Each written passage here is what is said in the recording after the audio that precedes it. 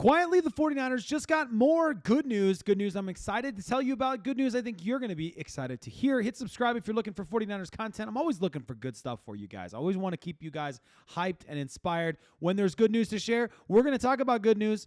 And today, there's a bunch of it. Let's start with the question of the day, though. It's been a minute since we talked about the injury updates, and you guys have not weighed in on the injury situation for a long time. So I'm curious, how you guys feel about the injury situation today. Because now we're 14 weeks into the season now, or about 14 weeks in, and it's just interesting how we spent so much of the beginning of the season, the middle of the season, talking about injuries, and then things have really started to slow down a little bit. So you get Eddie Pinheiro back. We talked about that one yesterday. That's absolutely huge. Another player set to open the practice window is YGM, which would be another huge addition to an already depleted defensive line, in my opinion. I'm just curious, has your opinion changed over the last few weeks? Because mine has.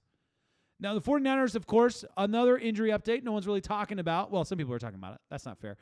Is Curtis Rourke coming back from injury? He's been on NFI all season, and now this is his redshirt season. The Niners are taking a look at him, which, of course, bears a lot of questions about if he can be the legitimate backup to the starter at the quarterback position. Then that means that Mac Jones could potentially be trade bait. So there's a lot of interesting discussion there. We're not talking about that today, but you can let me know what you think in the comments on that one. We did also get some negative updates on Tatum Bethune, who we did later learn was practicing on the side, but he did not have an official practice today.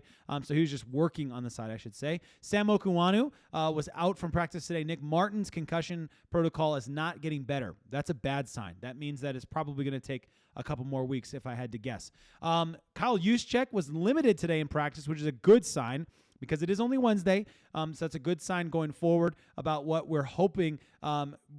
He's been a critical piece in running 21 personnel. So for the 49ers, if you're not going to see Kyle Juszczyk, a guy like Greg Cosell talked today on 95.7 The Game, talked about the fact that, the Niners are probably not going to be sitting in that 2 running back personnel without their fullback. They're going to be in 12 personnel, 2 tight end sets, 22 personnel maybe a little bit here, but also 11 personnel quite a bit. So 3 wide receiver sets. So there's a lot of interesting,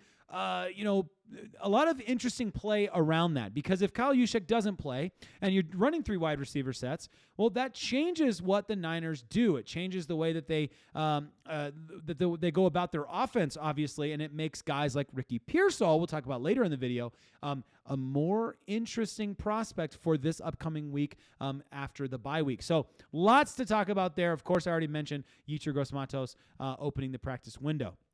Akash kind of had a comment on this YGM thing I thought was interesting. He said, it'll probably go under the radar, calling it quiet news, but it's huge for the 49ers to get Yetur Gross-Matos back from injury. He was their best interior pass rusher early on and could pair well with Keon White. Hopefully Sam Okuanu is back soon as well. The interesting thing about YGM coming back is his, of course, versatility. You've lost 2 of your starting edge rushers, and so having a guy who can play inside, can play outside, having that flexibility there does also just open up what you can do. If you want to be a little bit more of that NASCAR package you originally planned on, YGM would definitely open that up, help you out in that sense. Now, obviously, opening a practice window, especially for YGM, means basically nothing in terms of whether or not he plays on Sunday, obviously, apart from the fact that it increases his odds. But the interesting thing for YGM, of course, being this injury-prone nature of this particular season, where he's coming back from injury and he's re-injuring himself constantly. So hopefully, the fact they're thinking about opening his window and planning on it for tomorrow is a big step toward him getting back on the field, but who's to say how that's actually going to play out? For me, I'm not feeling quite as bad as I was before about the injury situation. I think winning games heals all wounds. So as long as the Niners keep winning games, I think you feel a lot better about their injury situation. But the second those injuries are impacting your win-loss record, where you're seeing your team lose games because of the absence of Fred Warner, Nick Bosa, Michael Williams, etc., it changes things. Offensively, though, their team is pretty healthy outside of Kyle Juszczyk and Ben Barch. So that's a huge positive. And when we talk about Ben Barch, he's been good when he's been in, but he's been so absent this season that I actually don't even know if him not being out there is a massive impact. Spencer Burford's been playing well at the left guard position. Obviously not what he was expected to do this season, but great for him to be back at that left guard position. He played right guard in the past as well for the Niners, and maybe this is a good thing for him. Maybe this is a good opportunity for him. It has to be a good opportunity for him. Of course it is. Now, on this lazy week where players are sitting on the couches, kicking their feet up, hopefully Brock Purdy, I'm sure he's out there throwing footballs like you see here, but also hopefully taking it easy on that foot, letting that toe get some extra rest so he can come back strong going forward. My goodness, man. It's amazing. And I'm going to give you two examples, but mostly because we've already talked about a bunch of the other ones. But the power rankings, as things have been updated, are pretty fascinating. The 49ers do nothing and move their way up the power rankings. Tom Brady with his power rankings, which, you might not feel that great about. I actually think this is a pretty fair power rankings. Houston because of their defense. Chargers because they still find the ways to win games despite having a horrible offensive line. And their quarterback play since Justin Herbert got banged up hasn't been great. So interesting there. I think the Jacksonville one, you could find some arguments about. But when you look at the guys behind Jacksonville, you're like, well, that's not... I don't think I would necessarily jettison them above Jacksonville, especially for what their defense has done this year. So that's interesting. And then you got the 49ers with the Bills. The 5 teams above the 49ers, you could understand why they're there. You can understand why the Green Bay Packers are there based on what they just did. You can understand by record alone why the Rams and the Seahawks are sitting above the Niners. And then same thing for the Broncos and the Patriots because of their record and their incredible win streak. It makes sense in the power rankings to have them there until they're proven otherwise. So I actually feel like this is a pretty fair power rankings if you have to have them. Interesting, Colin Cowherd. I know most of you do not care about Colin Cowherd's opinion, and you probably shouldn't. But as a naysayer, as a Brock Purdy hater, in my opinion, and he kind of doesn't say it that way, but that's how I'd phrase it. This is, again, another one of those times where, I'm only interested in Colin Cowherd's take on the 49ers because I know how his disposition toward the Niners has been in the past. Colin Cowherd saying this about the 49ers, ranking the Niners 8th in the latest power rankings. I can't even figure the 49ers out. How in the world do they have the number 1 scoring defense since week 11? Robert Saleh, I don't like their defensive personnel. I'm mid on Brock Purdy, which is really nice of him to say because I think he's a lot less than mid on Brock Purdy. But they've got 5 wins of 10 or more points since week 7, and that's tied for the NFL lead. They don't get penalized. They got 2 easy games coming up and just had their bye. San Francisco, yes, they're too Christian McCaffrey dependent, but George Kittle, Juwan Jennings, Ricky Pearsall getting healthier. All completely fair.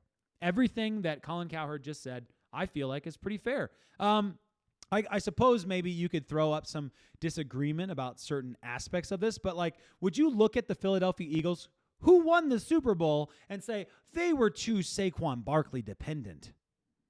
I don't know. I mean, right now you might feel that way after seeing what happened last year and seeing how poorly he's playing this year, or at least how poorly their offense in total is running the ball this year. I don't know if I'd put all of that on Saquon Barkley's head because he's averaging good yards a lot of the times, and they're just not running the ball a ton either. They're struggling to get the passing game going a lot of times, and so all of that to be said, I just think it's interesting. I'm not sure. I understand the argument Christian McCaffrey, we're too Christian McCaffrey dependent. I would understand if you felt the same way. I still have that gut feeling every once in a while where I just he takes a hit and I'm like, get up faster, please. Get up faster, please. Get up faster, please. Right? But whatever it is what it is, right? I also think at the end of the day, you got to do what you can to win football games. You got to do what you can to have a chance to go to the playoffs. And Christian McCaffrey's been electric this year, and so why would you risk not giving him the ball, for example, and potentially lose games because you're taking out one of your top guys? It just seems interesting to me. I'll just leave it at that. We'll keep going though, because there is more to get to here. Lots of interesting reports, lots of interesting news, lots of interesting takes out there. And we're not just showing anybody's takes on Sports Talk San Francisco, but when you get takes from a guy like Greg Cosell, I perk up, I pay attention because his information is some of the most founded information you can get out there, because this guy watches film more than anybody else out there. He's up there with Brian Baldinger, like the guys that I really respect their opinion, although I think Baldy can sometimes get a little bit too tight to the national narrative. Like I just play into it a little bit. Here's what Greg Cosell had to say about Cam Ward and the Tennessee Titans. Give this a listen. I think the second half of what he's about to say is really fascinating. Well, I'll give you an overview, and then I'll get into the weeds a little bit. The overview is that he's on a bad football team in terms of overall talent. The O-line, which actually has a strong pedigree, has played poorly. It's probably played in terms of pass protection as one of the 3 or 4 worst offensive lines in the league. Nice. And prior to last week, when they ran the ball well, maybe for the first time all season, their running game has been incredibly poor. So you're dealing with a quarterback that has the 5th most dropbacks of any quarterback in the NFL, which is the last thing you want from a rookie quarterback behind a poor pass protecting O-line. So that's just a little bit of an overview of their offense and their team. In terms of the player himself, I think Cam Ward, and I thought he was clearly the best quarterback prospect in the draft. Now, he's a guy with a really good arm. He can make a lot of throws. There's a couple of throws every game where you go, wow, that is a really big-time NFL throw. But I think there's things that clearly need to be worked on from a fundamental mechanic perspective. And normally you can't get to do that during the season because you're so focused on game planning. But he needs a lot of work with his lower body mechanics. He needs to just speed up everything he does. He's a little deliberate. And I'm talking about even the physical stuff, his drop into the pocket, get your you-know-what back there and be ready to deliver the football. In college football, you guys, I'm sure, watch a lot of college football as well. You see a lot of quarterbacks, they don't really drop back. They kind of dance back there, because the college game is totally different than the NFL game. You need to get back there, play in your back foot, be ready to deliver, be on balance. Too many throws. I'll pause there because he just goes on, and it's all great, but I encourage you to check out the full video on that one if you want to get a listen there. I think it is really, really interesting. The interesting thing to me, though, and kind of how I process that information, it makes me think of, you know what it makes me think of? It makes me think of guys like Trey Lance, guys like Tim Tebow, guys like, so many out there, RG3, guys that just the way that they play the game feels like a college football player playing NFL football. Do you get what I'm saying? That's just my take. You let me know what you think in the comments. But what I love about that is that same thing we saw with, you guys mentioned Tim Tebow when he went to the Jets. It was the same kind of thing where you're in the off season and you've got coaches and quarterback coaches and you're working with your quarterback and you're saying, we got to speed this part up. We need you to speed up. I think for Tebow, it was his throwing motion, right? And so you're hearing Greg Cosell say he's got to speed all these things up. And obviously, that's not going to happen over 1 week. So Niners come in with a rest advantage.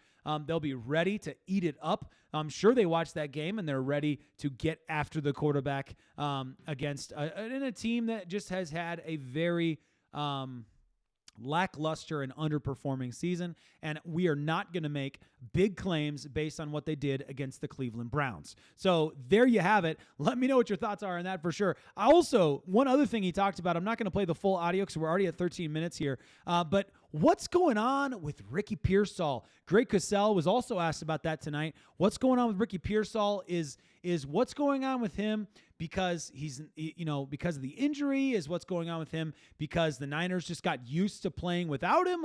What is the deal? Greg Cosell's take was basically, as it often, if you listen a lot, you'll hear this, but who knows? Because we're not in the back room. We don't hear the whole background, the whole storyline. But the interesting thing for Ricky Pearsall, two kind of pieces to that.